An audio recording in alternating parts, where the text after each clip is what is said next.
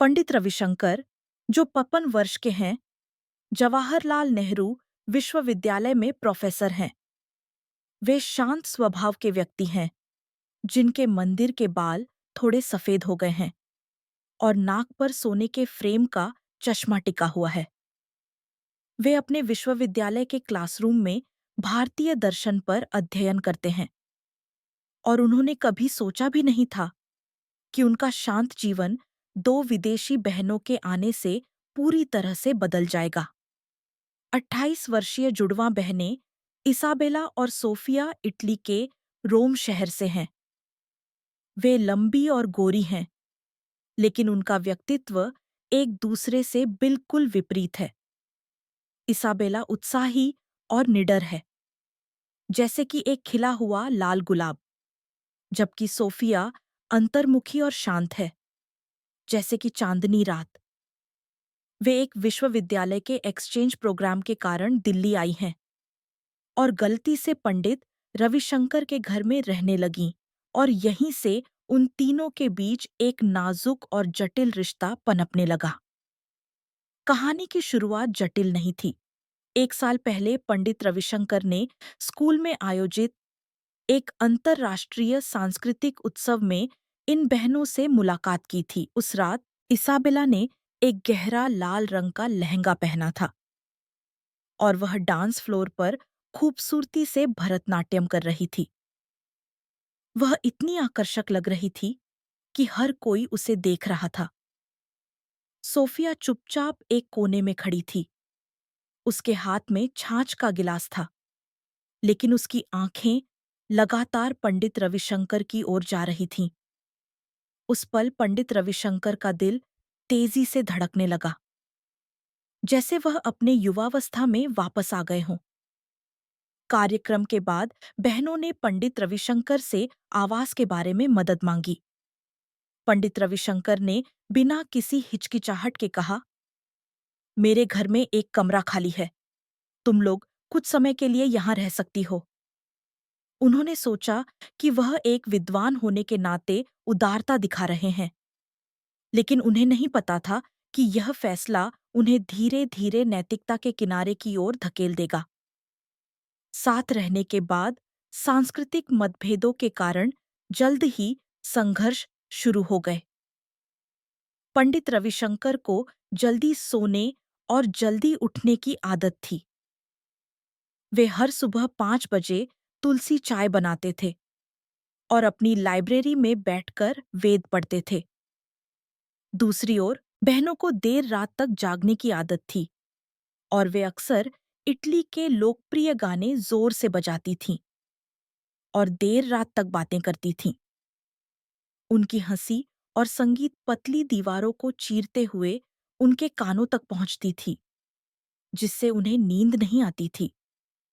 उन्होंने शुरू में उन्हें समझाने की कोशिश की, लेकिन इसाबेला हर बार हंसते हुए उनके पास आती थी और उनके कंधे पर हाथ रखकर कहती थी, प्रोफेसर, इतने गंभीर मत बनो, जीवन का आनंद लेना चाहिए। और जब वह उनके बहुत करीब आती थी, तो उसके शरीर से निकलने वाली चंदन के इत्र की गंध से वह लाल हो जाते थे। सोफिया अलग थी। जब वह थके हुए होते थे, तो वह चुपचाप उनके लिए गर्म केसर दूध का गिलास लाती थी और धीरे से कहती थी, सर आपको आराम करना चाहिए। उसकी कोमलता एक पतली सुई की तरह थी, जो उनके दिल के सबसे कोमल हिस्से में धीरे से चुभती थी और लालसा के बीज चुपचाप अंकुरित होने लगे। एक उमस भरी गर्मी की रात पंडित रविशंकर अपनी लाइब्रेरी से पानी लेने के लिए निकले, तो उन्होंने गलती से इसाबेला को लिविंग रूम में देखा। वह सिर्फ एक पतली नाइटी पहने हुए थी और नंगे पैर नाच रही थी। उसके सुंदर कर्व रोशनी में हल्के से दिखाई दे रहे थे। वह वहीं जम गए, उनका गला सूख गया। वे अपनी निगाहें हटाना चाहते थे, लेकिन वह ऐसा नहीं कर सके। इसाबेला ने उनकी निगाहों को महसूस किया। वह पीछे नहीं हटी, बल्कि हंसते हुए उनके पास आई और उनके कान में फुसफुसाई, प्रोफेसर, क्या आप सोचते हैं कि मैं अच्छा नृत्य कर रही हूँ? उसकी सांसें गर्म थीं और उसमें एक मोहक एहसास था। जब पंडित रविशंकर का दिमाग खाली हो गया, तो सोफिया कमरे से बाहर आई। उसके हाथ में एक किताब थी और वह जटिल निगाहों से उस दृश्य को देख रही थी। उसने कुछ नहीं कहा, बस चुपचाप मुड़कर कमरे में वापस चली गई। लेकिन उसकी पीठ जैसे मौन सवाल पूछ रही हो। उस दिन से तीनों के बीच का रिश्ता नाजुक और खतरनाक हो गया। इसाबेला ने उन्हें और भी अधिक लुभाना शुरू कर दिया। वह अक्सर उत्तेजक कपड़े पहनकर उनके सामने घूमती रहती थी और एक बार तो उसने जानबूझकर बाथरूम में नहाते समय दरवाजा बंद नहीं किया और उन्हें तौलिया लाने के लिए कहा। जब उन्होंने दरवाजा खोला तो उन्होंने देखा कि उसका गीला शरीर भाप से ढका हुआ है और उनका दिल इतनी तेजी से धड़क रहा था कि ऐसा लग रहा था कि वह उसकी छाती से बाहर निकल जाएगा। अंत में वह भाग गए। सोफिया ने उन्हें और करीब लाने के लिए एक अलग रास्ता चुना। उसने उनसे साहित्य पर चर्चा करना शुरू कर दिया। देर रात वे दोनों सोफे पर बैठकर रवींद्रनाथ टैगोर के गीतांजलि के बारे में बातें करते थे। उसकी उंगलियां कभी-कभी अनजाने में उनके हाथ को छू जाती थीं और उस स्पर्श से इसाबेला के उकसाने से ज्यादा बेचैनी होती थी। वह जानते थे कि वह आग से खेल रहे हैं, लेकिन यह आग इतनी तेज थी कि वह इसे बुझाने से डरते थे। संघर्ष का चरमोत्कर्ष एक डिनर पार्टी में आया।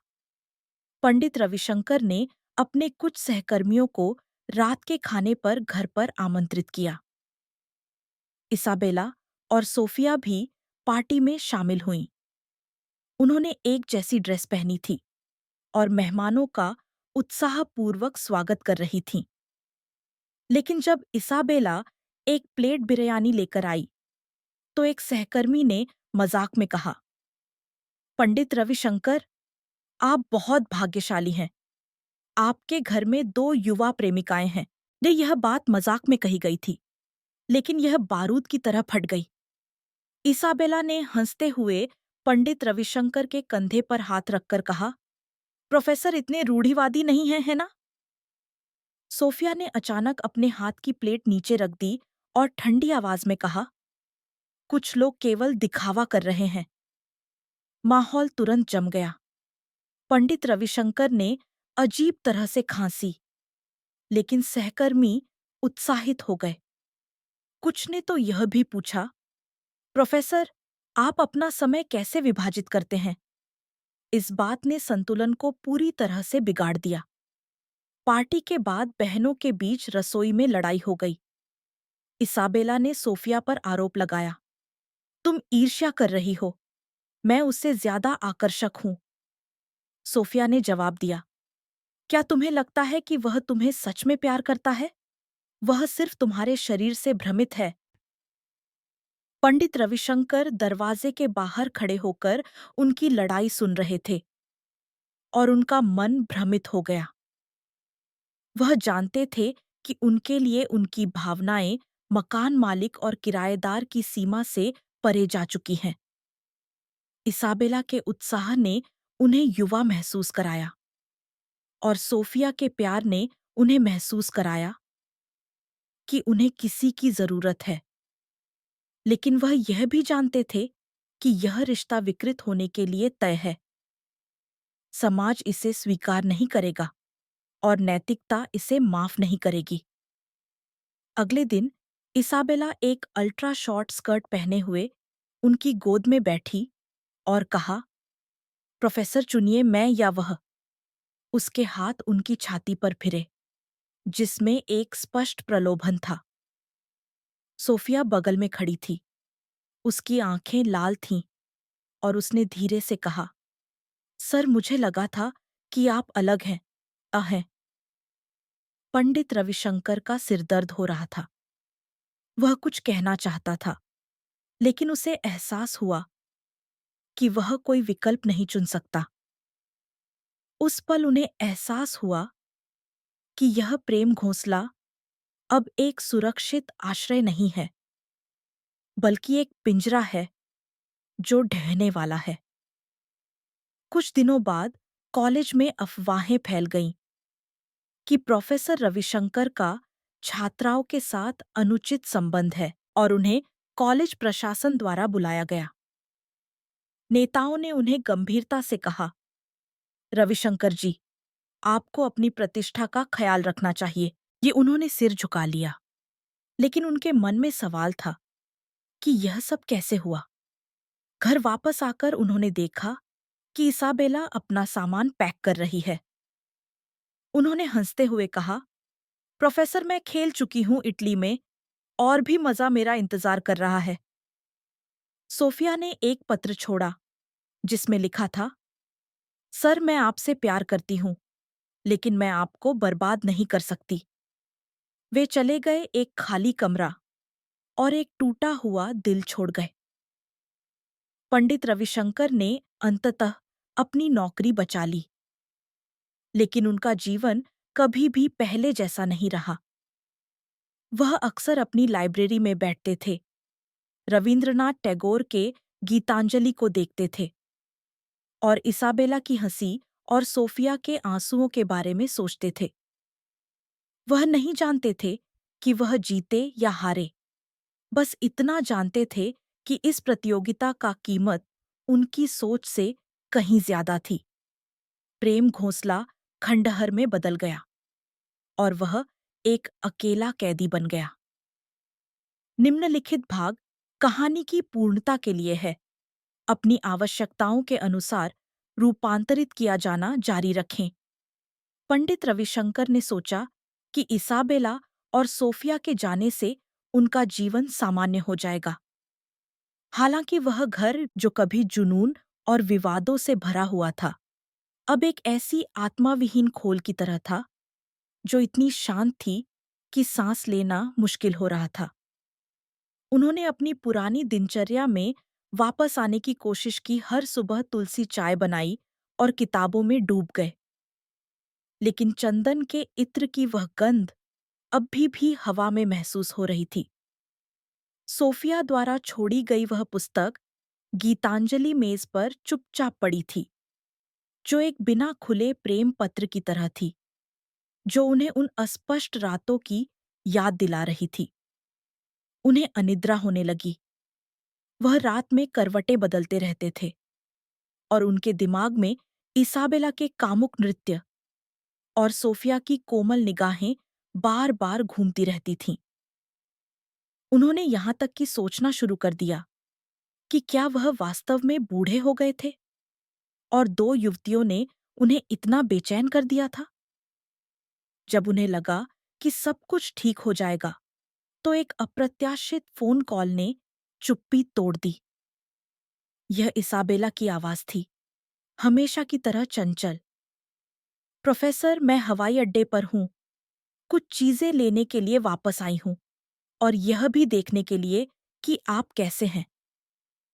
इससे पहले कि वह प्रतिक्रिया कर पाते, दरवाजे की घंटी बजी। उन्होंने दरवाजा खोला। इसाबेला वहां खड़ी थी, एक लो कट टाइट टॉप पहने हुए और डेनिम शॉर्ट्स पहने हुए। उसकी लंबी टांगें दिखाई दे रही थीं और उसके हाथ में एक सूटकेस था। वह हंसते हुए अंदर चली आई, जैसे वह कभी गई ही नहीं थी, और सीधे सोफे पर लेट गई। अपनी टांगें ऊपर करके कहा, इटली बहुत गर्म है आपका, यहां ज्यादा आराम है। पंडित रविशंकर ने भौहें चढ़ाते हुए उनसे पूछा कि वह क्यों वापस आई हैं, लेकिन वह एक निगाह से चुप हो गए। उस निगाह में उकसाने का भाव था, जैसे कि कह रही हो, क्या आप कहने की हिम्मत करते हैं कि आप मुझे नहीं चाहते हैं। इसाबेला का वापस आना एक स्थिर तालाब में फेंके गए पत्थर की तरह था, जिसने तरंगे पैदा की। वह अब सिर्फ कुछ दिनों के लिए रहने वाली मेहमान नहीं थी, बल्कि एक मालकिन की तरह व्यवहार कर रही थी। वह रसोई में गाना गाती थी और इतालवी शैली का पिज्जा बनाती थी। जिससे पूरे घर में खुशबू फैल जाती थी। वह लिविंग रूम में बहरा कर देने वाला संगीत बजाती थी और तब तक नाचती थी जब तक कि उसे पसीना न आ जाए, और फिर जानबूझकर उसके पास जाकर अपनी उंगलियों से उसकी ठुड्डी उठाकर कहती थी, प्रोफेसर, आप शर्माते हुए बहुत प्यारे लगते हैं।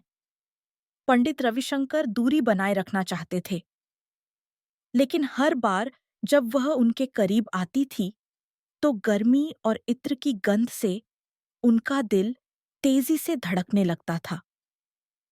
यहाँ तक कि एक बार जब वह अपनी लाइब्रेरी में काम कर रहे थे, तो इसाबेला ने अचानक उन्हें पीछे से गले लगा लिया।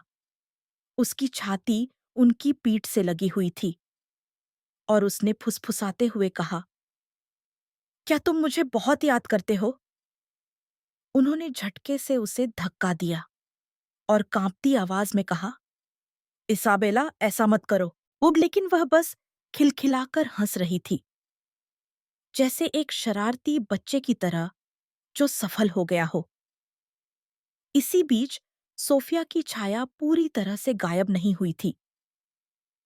पंडित रविशंकर को उनसे एक पोस्ट कार्ड मिला था, जिस पर बस एक वाक्य लिखा था, सर, अपना ख्याल रखना। उसकी लिखावट उसकी तरह ही शांत थी। उन्होंने उस पोस्टकार्ड को अपनी किताब में रख लिया, लेकिन वह बार-बार उसे देखने से खुद को रोक नहीं सके। उन्होंने इंटरनेट पर उसके बारे में जानकारी खोजना शुरू कर दिया और पाया कि वह इटली में एक प्रकाशन गृह में इंटर्नशिप कर रही थी और कभी-कभार सोशल मीडिया पर अपनी जिंदगी के बारे में जानकारी साझा करती थी। उन्होंने उसकी तस्वीरें देखीं। उसने सफेद रंग की ड्रेस पहनी हुई थी और समुद्र के किनारे खड़ी होकर शांति से मुस्कुरा रही थी, और उनके दिल में एक अकारण पीड़ा उमड़ पड़ी। उन्होंने यहाँ तक कि उसे चुपके से एक संदेश भेजा, क्या तुम ठीक हो? लेकिन उसने कोई जवाब नहीं दिया और वह दोबारा पूछने की हिम्मत नहीं कर सके। इसाबेला को जाहिर तौर पर उनकी अनुपस्थिति का एहसास हो गया था।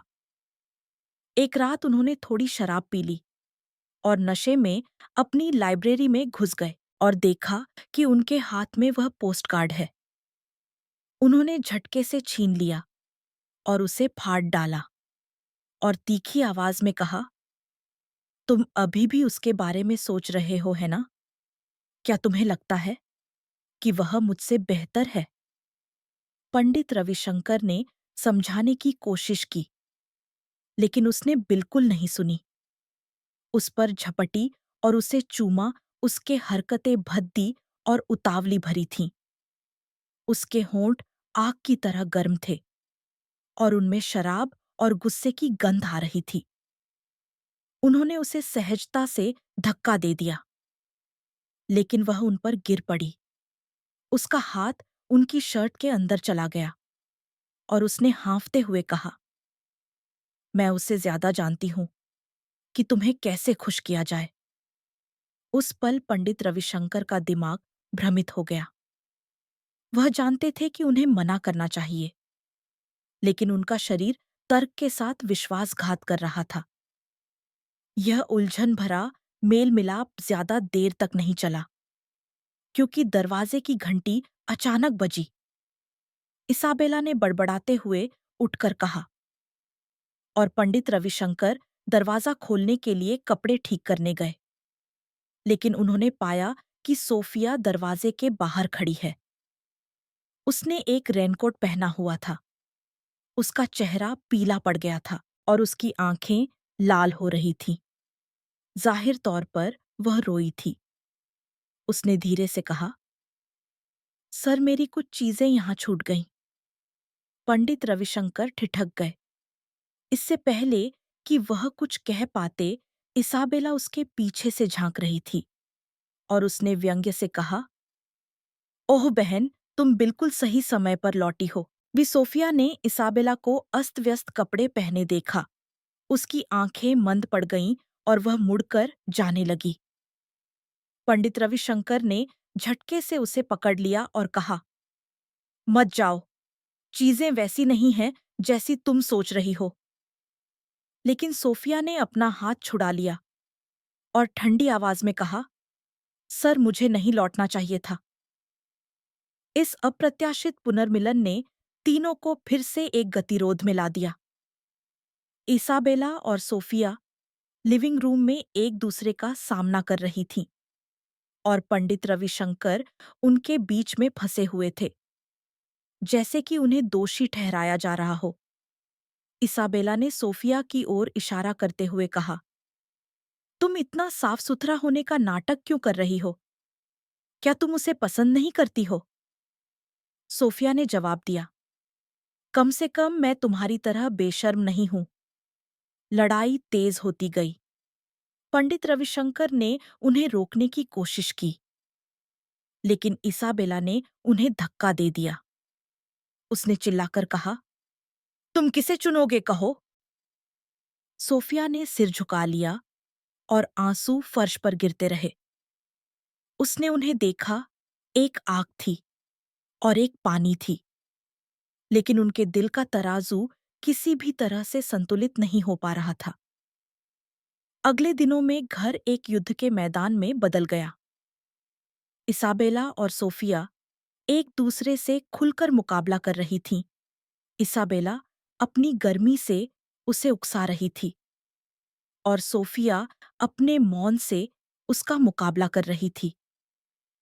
पंडित रविशंकर उनकी लड़ाई का केंद्र बन गए, लेकिन वह सबसे दर्दनाक भी थे। एक रात इसाबेला ने सोफिया की अनुपस्थिति का फायदा उठाया और लगभग पारदर्शी नाइट गाउन पहना और उसके बिस्तर पर चढ़ गई और अपनी उंगलियों से उसकी छाती पर चक्कर काटने लगी। डॉक्टर ने कहा, प्रोफेसर नाटक करना बंद करो, तुम मुझे चाहते हो है ना? उसने अपने दांत पीस लिए और उसे धक्का दे दिया, लेकिन उसने हंसते हुए कहा, तुम जितना जोर से धक्का दोगे, मुझे उतना ही पता चलेगा कि तुम परवाह करते हो। और सोफिया ने एक और सुबह उसके लिए कॉफी लाई और धीरे से कहा, सर मैं आपको दोष नहीं देती, लेकिन मैं चाहती हूं कि आप ईमानदार रहें। उसकी आंखें इतनी साफ थीं कि किसी की हिम्मत नहीं होती थी कि वह उनकी ओर देखे। विरोधाभास अंततः एक दुर्घटना में फट गया। यह एक तूफानी रात थी। पंडित रविशंकर देर रात तक काम कर रहे थे और घर आकर उन्होंने पाया कि इसाबेला और सोफिया लिविंग रूम में एक दूसरे से लड़ रही थीं और फर्श पर टूटा हुआ कांच और फटे हुए कपड़े बिखरे हुए थे। इसाबेला के बाल बिखरे हुए थे, उसके मुंह पर खून था। सोफिया के चेहरे पर खरोंचें थीं, लेकिन उसकी आंखें असामान्य रूप से दृढ़ थीं। वह आगे बढ़ा और उन्हें अलग कर दिया और चिल्लाकर कहा, क्या तुम लोग काफी नहीं हो? इसाबेला ने ठंडी मुस्कुराहट के साथ अपना कोट उठाया और कहा, ठीक है, मैं जा रही हूं। देखते हैं कि तुम लोग कब तक खुश रह सकते हो। सोफिया फर्श पर ढह गई और धीरे से कहा, सर मुझे माफ करना। बारिश की आवाज उसकी रोने की आवाज को छिपा रही थी। पंडित रविशंकर वहीं खड़े रहे और उन्हें लगा कि वह एक खोखली कठपुतली हैं। इसाबेला चली गई थी और सोफिया रुकी हुई थी, लेकिन माहौल पहले से कहीं ज्यादा भारी था। सोफिया ने जानबूझकर उससे बचना शुरू कर दिया और यहां तक कि उनकी नजरें भी नहीं मिलती थीं। पंडित रविशंकर ने उससे बात करने की कोशिश की, लेकिन वह हमेशा कहती थी, सर हम सब गलत थे। वह जानती थी कि वह इस असामान्य रिश्ते का जिक्र कर रही थी, लेकिन वह इस बात से इनकार नहीं कर सकती थी कि उसके लिए उनकी भावनाएं शिक्षक और छात्र के रिश्ते से कहीं बढ़कर थीं। एक रात उसने साहस जुटाकर उसके दरवाजे पर दस्तक दी और उसे बिस्तर के किनारे बैठे हुए पाया। उसके हाथ में एक टिकट था। उसने उसकी ओर देखा और शांति से कहा, सर मैं इटली वापस जा रही हूं। वह उसे रोकना चाहता था, लेकिन शब्द उसके मुंह से निकले, तुम्हारी यात्रा मंगलमय हो। सोफिया के जाने के बाद पंडित रविशंकर को फिर से खाली घर का सामना करना पड़ा। उसने खुद से सवाल करना शुरू कर दिया कि यह सब प्यार था या लालसा का भ्रम। उसने गीतांजलि उठाया और उस पृष्ठ को खोला जहां सोफिया ने पोस्टकार्ड रखा था, लेकिन उसने पाया कि उसमें एक कागज का टुकड़ा और था, जिस पर लिखा था, सर धन्यवाद और मुझे माफ करना। उसने उस पंक्ति को देखा और उसकी आंखें नम हो गईं। वह नहीं जानता था कि उसे किससे नफरत करनी चाहिए। वह केवल इतना जानता था कि इस उलझन ने उसे एक ऐसा व्यक्ति बना दिया था जो कभी भी पहले जैसा नहीं रह सकता था। सोफिया के जाने के बाद पहले महीने में पंडित रविशंकर की जिंदगी से जैसे रंग गायब हो गया हो। दिन एक ठहरे हुए तालाब की तरह थे और शांति लगभग सुन्न करने वाली थी। उसने खुद को व्यस्त रखने की कोशिश की, एक के बाद एक कई शैक्षणिक परियोजनाओं के लिए आवेदन किया और हर दिन अपनी लाइब्रेरी में शोध पत्र लिखने में बिताया। लेकिन जब भी रात गहरी होती तो उसके दिमाग में हमेशा इसाबेला की हंसी और सोफिया के आंसू आते रहते थे। उसने यहां तक कि सोचना शुरू कर दिया कि क्या वह वास्तव में इन दो महिलाओं द्वारा बर्बाद हो गया था। एक ने उसे ज्वलंत लालसा से जला दिया और दूसरे ने कोमल प्यार से उसे भेद दिया। यहां तक कि किसी अनिद्रा वाली रात में उन्होंने इसाबेला द्वारा छोड़े गए लाल लहंगे को निकाला और उस पर बची हुई चंदन के इत्र की गंध को सूंघा और कपड़े को अपनी उंगलियों से सहलाया, जैसे कि वह किसी नशेड़ी की तरह उसमें डूब गया हो। यह आत्मयातना बहुत देर तक नहीं चली, क्योंकि ऐसा लग रहा था कि भाग्य हमेशा उसकी सबसे कमजोर क्षणों में नए बम गिराना पसंद करता है। एक सुबह उसे एक गुमनाम ईमेल मिला, जिसमें बस एक तस्वीर थी। इसाबेला और सोफिया इटली के समुद्र तट पर कंधे से कंधा मिलाकर खड़ी थीं और मुस्कुरा रही थीं। तस्वीर के पीछे एक पंक्ति लिखी हुई थी, प्रोफेसर आप हार गए। उसने उस तस्वीर को देखा, उसका दिल तेजी से धड़कने लगा और उसकी उंगलियां कांप रही थीं। वह नहीं जानता था कि किसने भेजी थी, लेकिन वह उकसाने वाली बात एक चाकू की तरह थी, जो सीधे उसकी छाती में घुस गई। उसने इधर-उधर की बातें सोचना शुरू कर दिया। क्या वे पहले से ही मिली हुई थीं? क्या यह सब एक सावधानीपूर्वक बनाया गया खेल था? उसने, यहाँ तक कि सोफिया को पूछताछ करने के लिए फोन उठाने के बारे में सोचा, लेकिन आखिरकार उसे नीचे रख दिया।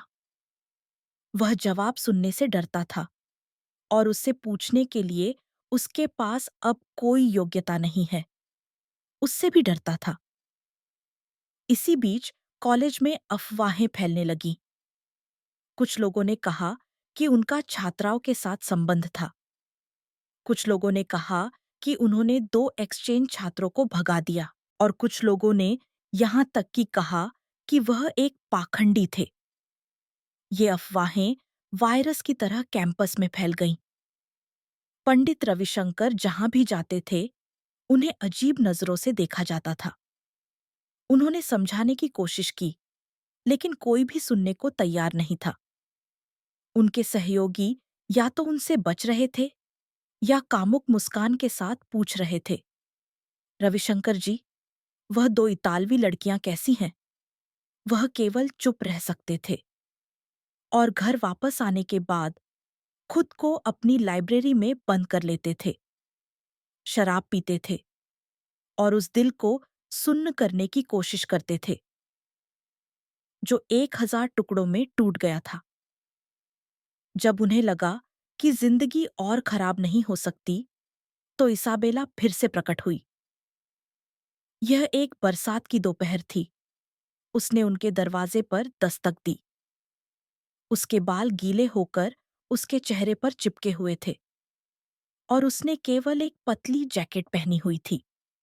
जैसे ही वह अंदर आई, वह उनकी बाहों में गिर गई और रोते हुए कहा, प्रोफेसर, मैं गलत थी। मुझे तुम्हारी याद आती है। पंडित रविशंकर ठिठक गए। उन्होंने उसके शरीर पर उसके परिचित इत्र की गंध को सूंघा, उसके कांपते हुए शरीर को महसूस किया और सहज रूप से उसे धक्का देना चाहा, लेकिन उसके हाथ ने उसकी बात नहीं मानी और उसे गले लगा लिया। इसाबेला ने ऊपर देखा और आंसुओं से भरी आंखों से उसकी ओर देखा और धीरे से कहा,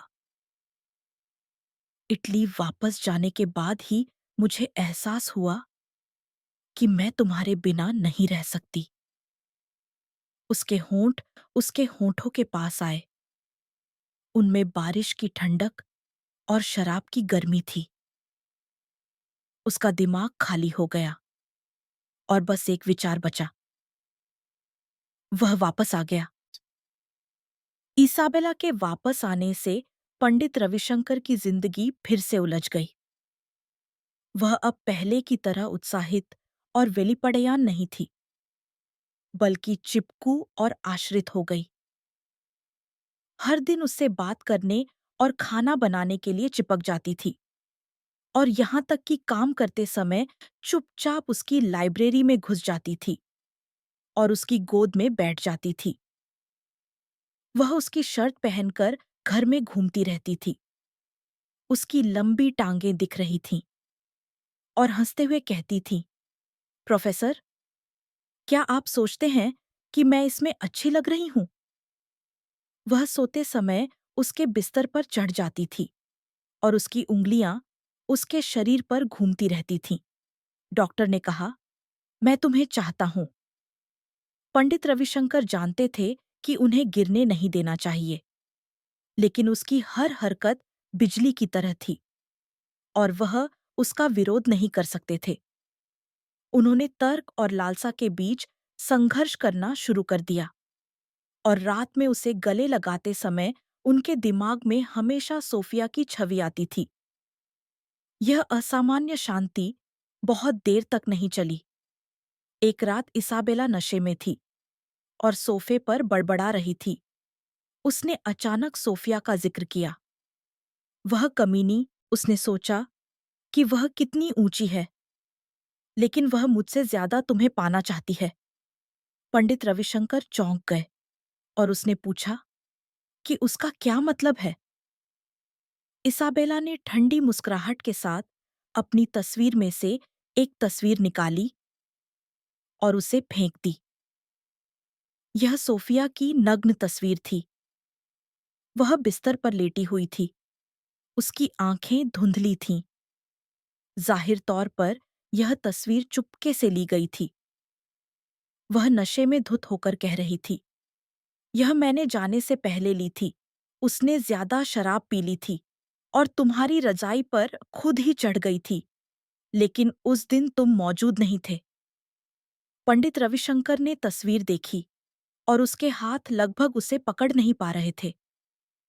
उसने उस दिन सोफिया के जाने से पहले की आंखों के बारे में सोचा और अचानक उसे सब कुछ समझ में आ गया।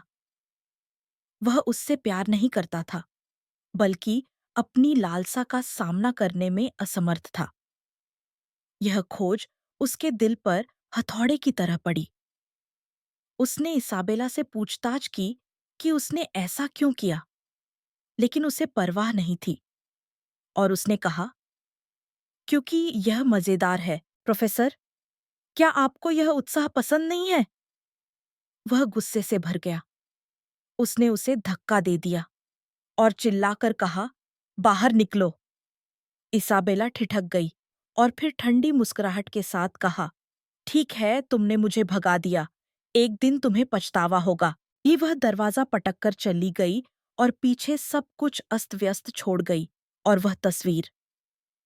पंडित रविशंकर फर्श पर ढह गए और तस्वीर पर सोफिया का चेहरा घूरते रहे और अंत में आंसू बह निकले। उसने इसाबेला की क्रूरता से नफरत की और अपनी कमजोरी से और भी ज्यादा नफरत की। इसाबेला के जाने के बाद पंडित रविशंकर की जिंदगी पूरी तरह से तबाह हो गई। कॉलेज ने औपचारिक रूप से उनके खिलाफ जांच शुरू की। अफवाहों को आंशिक रूप से सच साबित किया गया। उन्हें निलंबित कर दिया गया और उनका अकादमिक करियर बर्बाद हो गया। उन्होंने शराब पीना शुरू कर दिया और हर दिन खुद को घर में बंद कर लेते थे। पर्दे कसकर बंद कर लेते थे, जैसे कि वह एक जीवित लाश हो। एक दिन उन्हें इटली से एक पत्र मिला जो सोफिया ने लिखा था। उसने पत्र में लिखा था, सर मुझे सब पता चल गया। मुझे माफ करना, मुझे आपको यह सब नहीं सहना चाहिए था। मैं आपसे प्यार करती हूँ, लेकिन हम सब गलत थे। पत्र के अंत में उसने अपनी एक तस्वीर संलग्न की।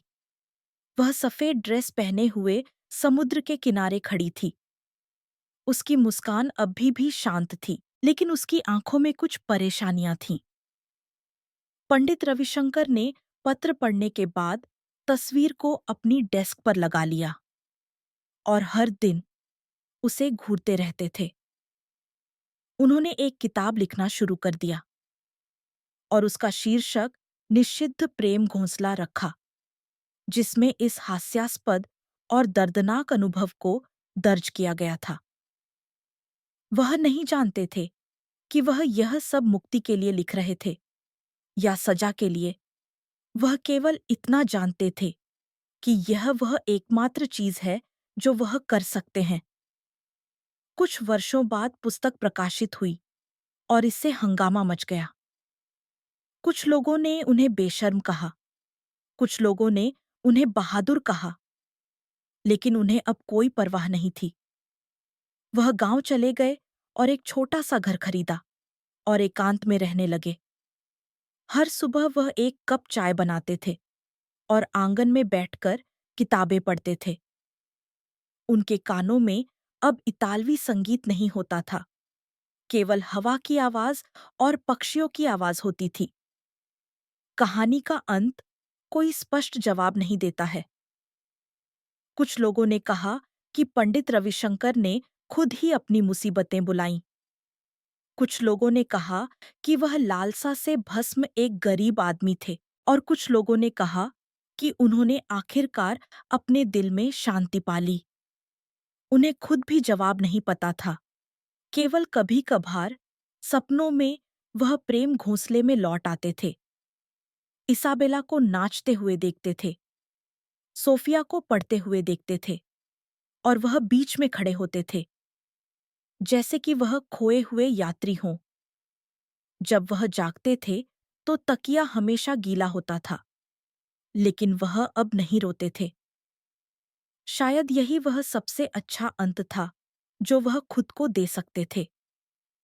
वह गीतांजलि अभी भी किताबों की अलमारी में है, जिसमें सोफिया का पोस्टकार्ड और इसाबेला के फटे हुए टुकड़े हैं, जैसे कि एक मौन गवाह इस निषिद्ध प्रेम की शुरुआत और अंत की कहानी कह रहा हो।